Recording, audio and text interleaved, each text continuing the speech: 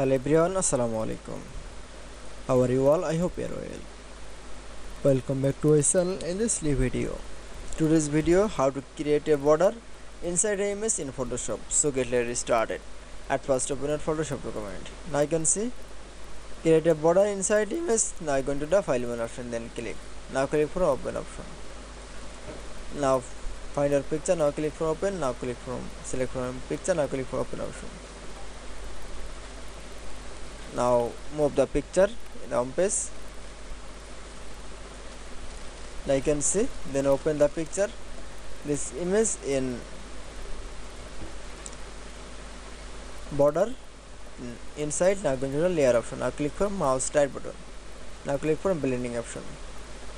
Now select from stroke option. Now select from size. Now click from position. Now select. Now click for inside, center, and now select for insert option. Then choose from color. Now click OK. Then again click OK. That is.